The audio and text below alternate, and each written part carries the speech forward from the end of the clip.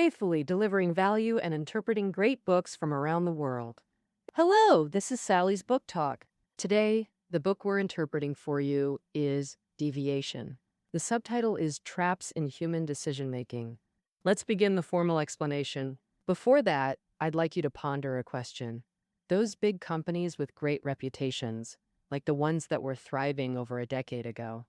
Nowadays, in the mobile phone industry, Nokia, which has vanished from sight, had so many talented people. Why did they still make wrong decisions? Feel free to leave comments below, sharing your thoughts on how to make the right decisions. The author of this book, Olivier Sibony, is currently a professor at HEC Paris and Saïd Business School at Oxford University. He served as a decision advisor at the globally renowned strategic consulting firm McKinsey & Company for 25 years. This unique position allowed him to closely observe the decision-making processes of many well-known companies, gaining rich first-hand insights. The author discovered that many major decisions in business organizations frequently make similar mistakes. Moreover, without waiting for the final outcome, bystanders often see this clearly from the start. He kept asking why seemingly outstanding decision makers also make such simple mistakes. What are the mechanisms by which the brain makes mistakes in decision making? And can these mistakes be avoided? And how can we improve the success rate of decisions? To answer these questions, he introduced the latest research findings in modern cognitive psychology, elevating business decision problems to the level of cognitive science. It can be said that he is a global authority in applying psychology to business decision-making. In 2021, Sibony co-authored the book Noise with Daniel Kahneman, the Nobel Prize-winning father of behavioral economics, proposing that noise is a black hole affecting human judgment. This book, Noise, is already available on Sally's Book Talk. Welcome to listen. Just 1 year after publishing Noise in 2022, Sibony published its sister book, Deviation, which is easier. He pointed out that errors caused by noise are variable and unpredictable, whereas errors caused by bias are often common, predictable, and can be avoided through the joint efforts of organizational management. This book aims to help company managers and decision makers identify errors caused by bias in major decisions through concrete advice and practical techniques, so they know how to avoid them and make correct decisions, achieving the effect of saving a collapsing building and accomplishing everything in one stroke.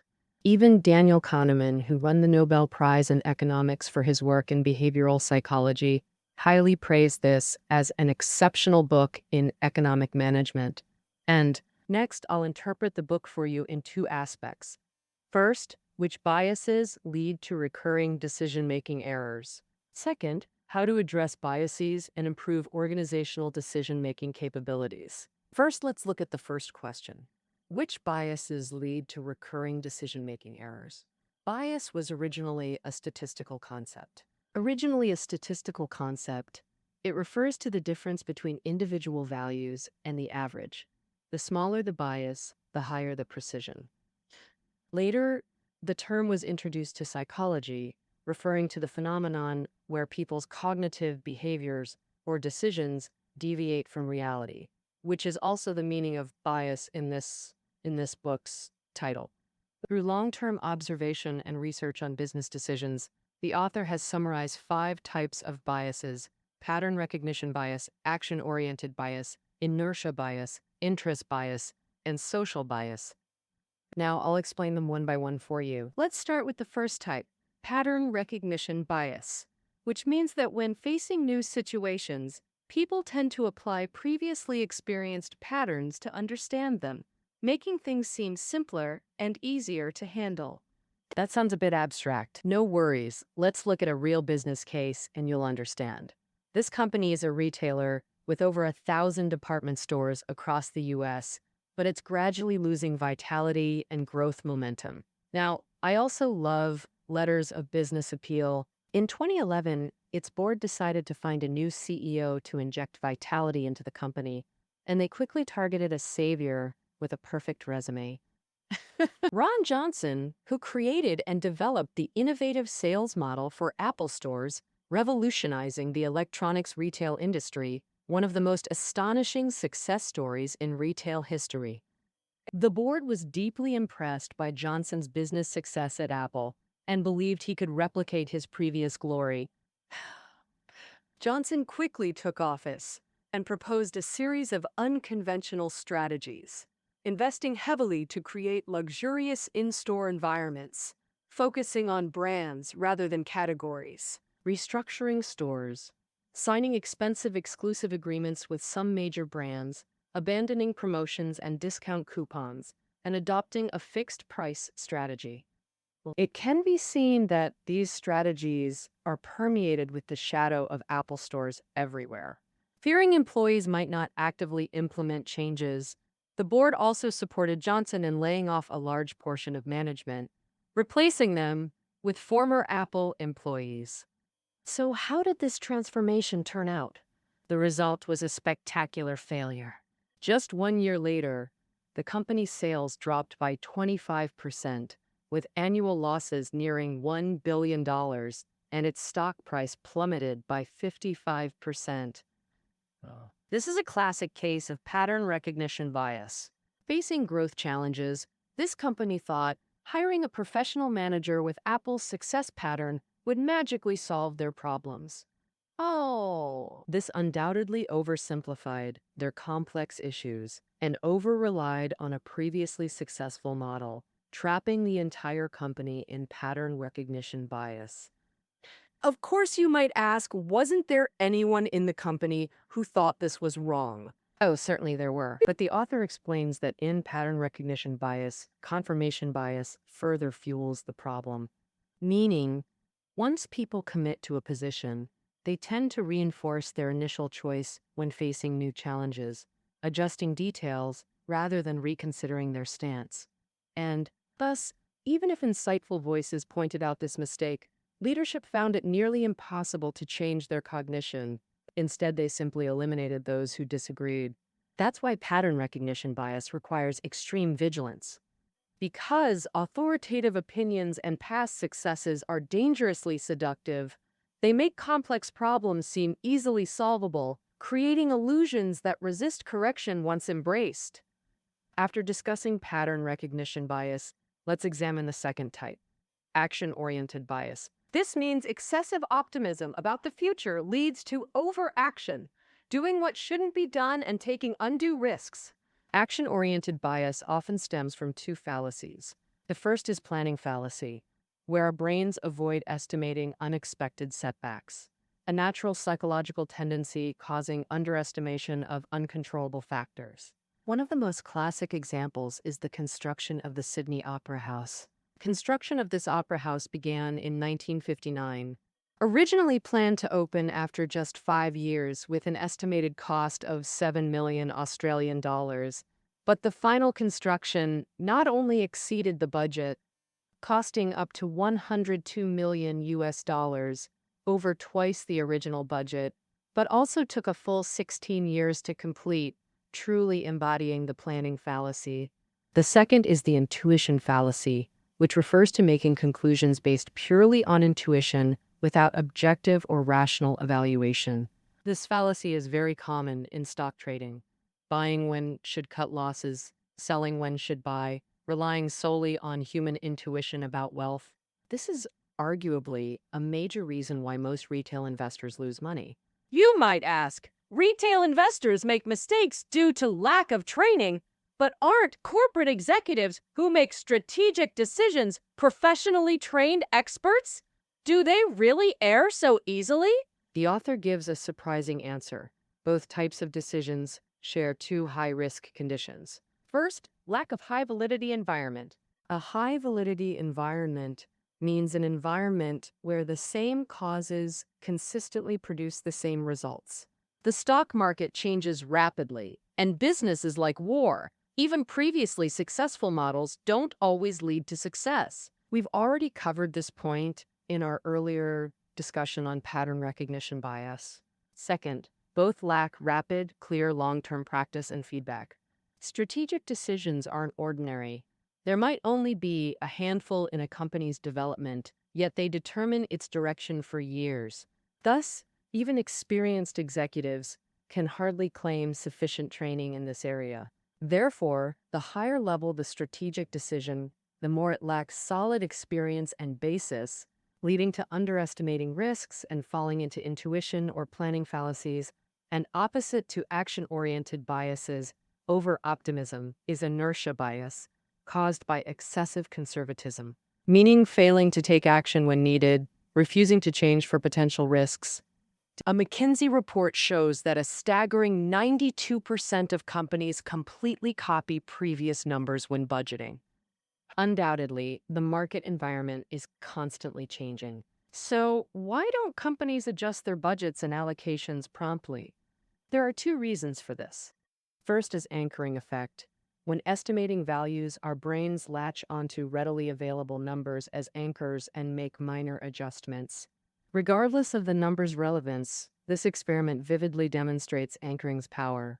Before sentencing or determining compensation, experimenters forced judges to watch multiple dice rolls. Results showed judges' decisions consistently correlated with dice numbers. Higher rolls led to stricter sentences. Judges rolling threes sentenced defendants to average 5-month prison terms, while those rolling sixes averaged 8-month sentences, even though they knew the numbers were completely random and irrelevant. Second is defining cognitive shortcut, avoiding decisions among complex options by accepting pre-existing choices. Thus, people default to provided formats or options. The most typical example is reliance on templates. When creating a PPT, if a ready-made template from similar situations exists, would you bother designing a new layout? Most times you'd probably just fill information into the template. For companies, last year's figures become the template, the default option, manifesting inertia bias. This tendency to preserve the status quo creates a common business paradox. On one hand, giants with cash, talent, and patents create internal incubators yet lack innovative projects. Meanwhile, resource-starved entrepreneurs build businesses, successful ones rarely born inside corporations. Asked about this, a big company CEO would likely say, "I'm very willing to approve venture projects, but no one dares to propose such suggestions to me." Is there really no creativity within the company? Certainly not. However, due to inertia bias, larger companies detest uncertainty more. It disrupts routine progression. Thus, management instinctively treats uncertainty as a problem to control rather than leverage. This is easily explained. For management, why endure unknown pressures supporting risky projects? Thus, high-risk projects get killed countless times before reaching the CEO. Inertia bias makes enterprises bear far less risk than they could and lose matching opportunities. Clearly, action-oriented and inertia biases correspond to recklessness and conservatism in decisions. You might ask, since these biases have opposite effects, can they cancel out? Sadly, no. Even risk avoiders make reckless calls if unaware of dangers. But once risks are perceived, conservatism instantly takes over. Now to the fourth bias. Interest bias. When gains are involved, people lose rational judgment to personal profit temptations. Its first cause is short-termism, also called presentism. Consider a classic behavioral economics experiment.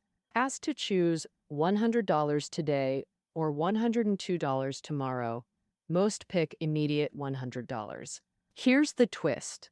Change it to $100 in 1 year versus $102 in 1 year plus 1 day. Now, most think, after waiting a year, why not wait one more day for extra $2? So why wait longer later but not now? Because the present option erodes patience. Immediate gratification overpowers reason. This human flaw for instant reward drives irrational decisions. Another reason is that personal interests exist even within collective interests. And when they conflict, few can act as moral guardians to choose the collective good. Conversely, management often strives to protect their personal interests in covert ways. In the workplace, people are often more tempted by money than they imagine, and even those who value morality find it hard to avoid. Moreover, major company decisions are often collective decisions by management, not made by one person alone. Psychologically, it's easier to accept having someone else do something unethical than doing it yourself. Because this way, it numbs one's moral judgment, as if by not acting, they're not doing evil. Therefore, when personal interests are threatened, collective decisions by management don't serve as mutual constraints. It could also be that everyone tacitly knows they're making a not-so-right decision, and these accumulate over time, leading to disaster.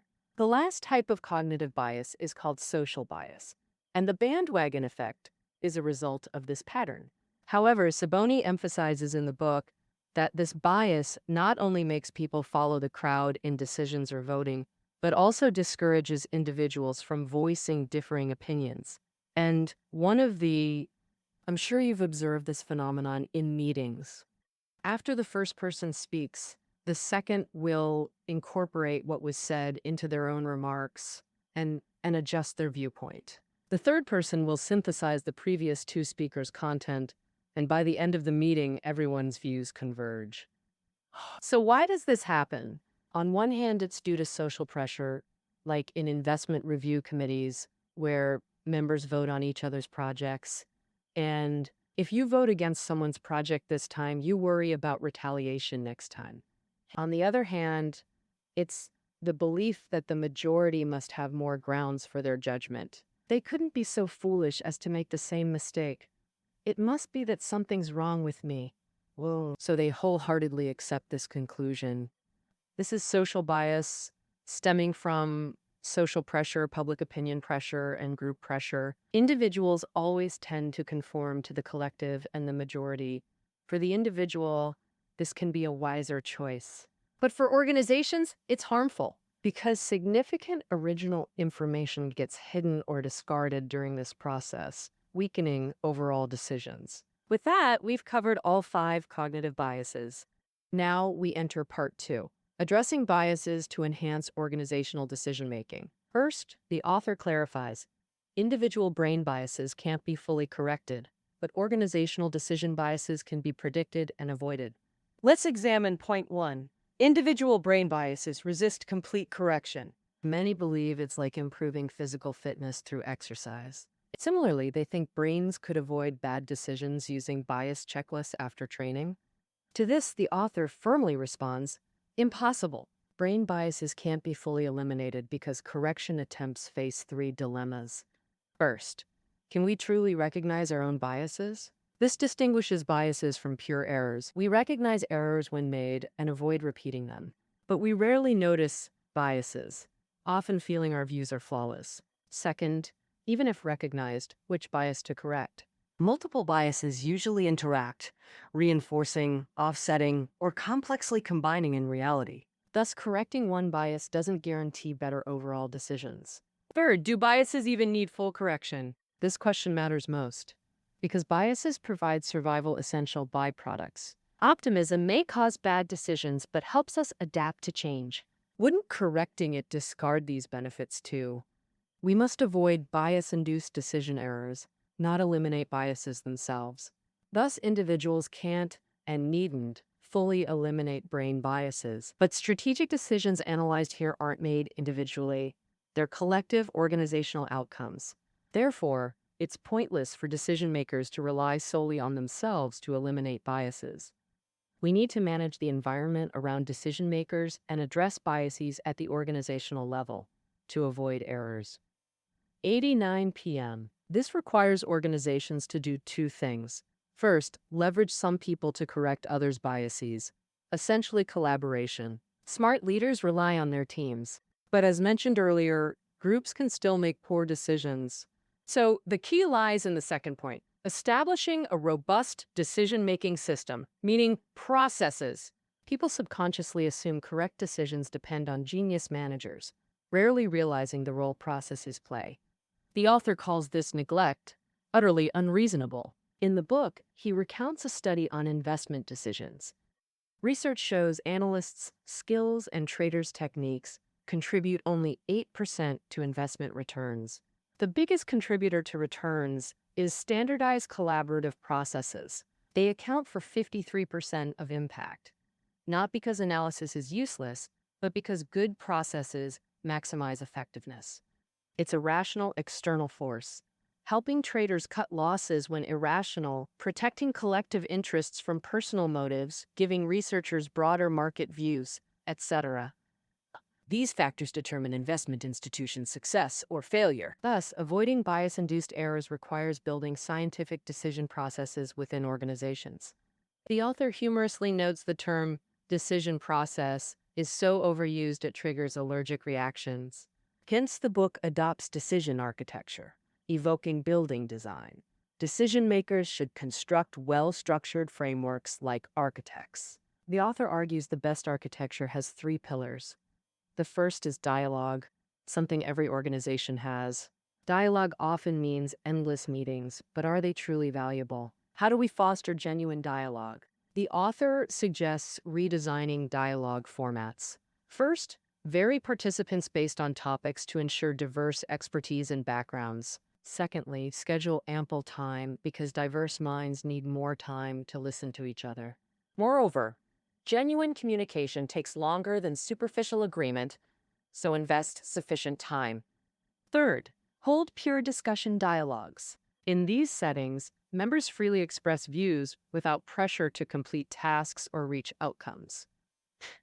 For example, a top-performing VC firm prohibits immediate evaluations of fundraising proposals during discussions, because when forced to decide instantly, discussions devolve into first-impression debates, a misguided approach. We need true information exchange and perspective sharing, not debates. The author also highlights a fascinating dialogue taboo in modern business: limit slide usage.